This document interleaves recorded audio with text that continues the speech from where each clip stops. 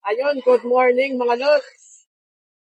Bale, pupunta nga pala ako ng Kalambano. Babayad muna ako ng aking buwa ng hulog sa aking Aerox 155 version 3 standard, no? Ayan. Bale, pag-uusapan natin kung sulit ba ang Aerox standard version 3, based my experience. Yan. Ano nga pa yung mga nakikita kong mga hindi maganda at yung maganda sa motor na to. Ayun, unang-una, hindi ko nagustuhan sa kanya yung shock niya sa likod, no? Masyadong matigas, napakatagtag, lalo na pagka halimbawa't nasa bato-batong daan. Yan, masyadong matagtag, nakakasakit sa puwet. Panereklamo ng angkas pagka ganun.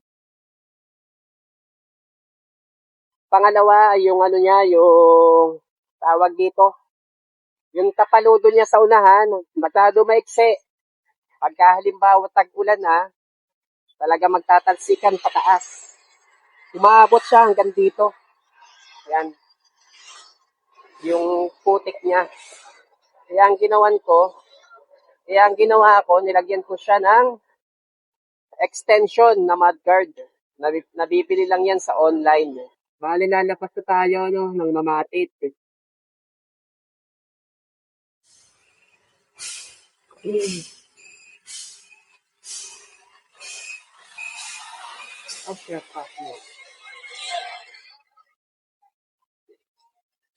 Jesus, patawad.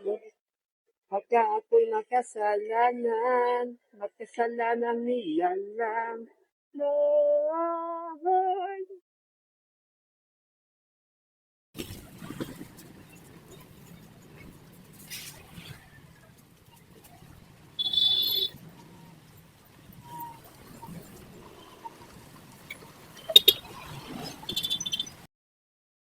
Pagka usapang performance ay siguro isa na to kasi nga napakalakas humatak.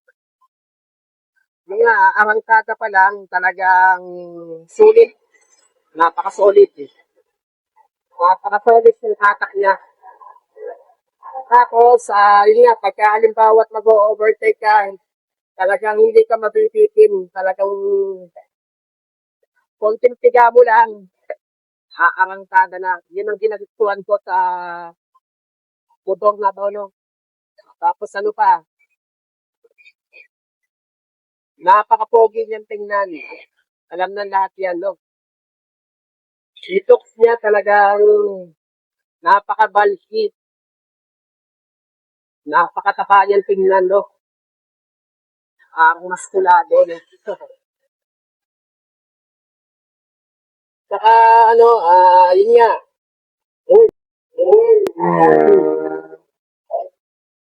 At ano pa nga ba yung binago ko sa motor na to, no?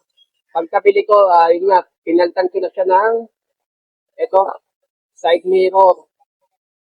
Pangalawa, itong visor, no? Ito pa lang yung napapalitan ko na itong dalawa pa lang. Gusto ko kasi sa, yung sa side mirror niya, yung medyo mababa lang, ayoko ng stock niya na napakataas. Gusto ko mababa lang, yan. Pinababaan ko. Nakakadagdag pogi kasi pagka yung side mirror mo na medyo mababa. Pwede naman. Napaka-pogi niyan.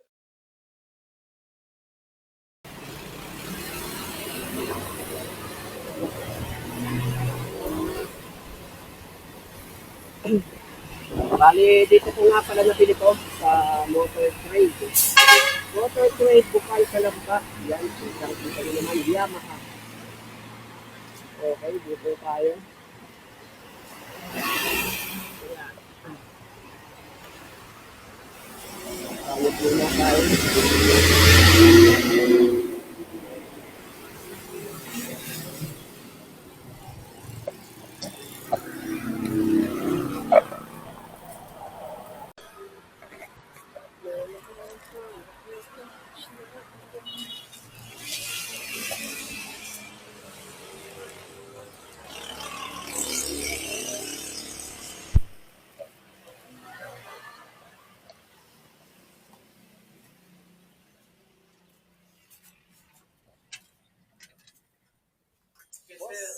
lasing. Babayad ako.